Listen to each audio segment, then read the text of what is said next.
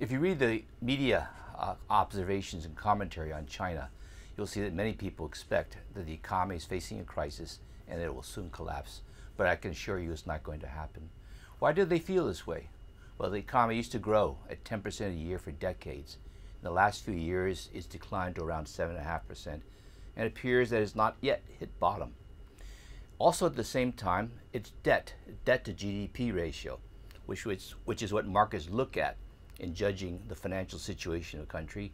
The debt to GDP ratio soared from about 150% 7 years ago to over 200%. Why is China's debt buildup not as risky as what I would call the debt buildup in the West?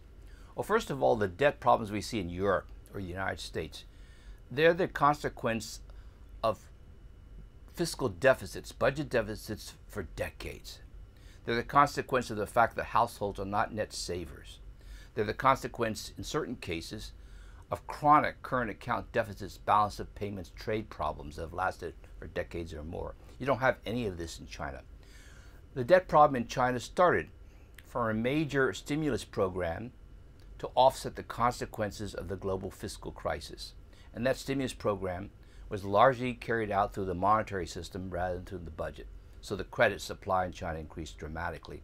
And a lot of this credit flowed to households, it flowed to firms, it flowed to governments. They borrowed and they spent it on housing, they spent it on infrastructure, and you do have a debt problem. And some of the payoff from this investment is long term.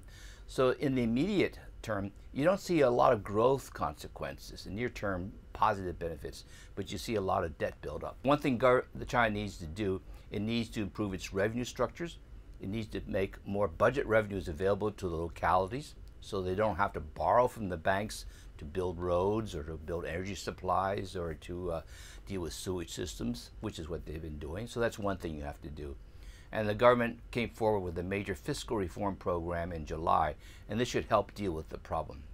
But that only deals with what I call the stabilization issues, getting the budget into good sound shape. What China has to do is to increase productivity. It has to increase the growth rate and make it more sustainable. And that means some major structural reforms.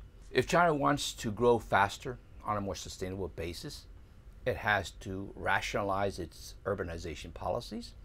It has to improve the balance of flow of resources between the state sector and the private sector.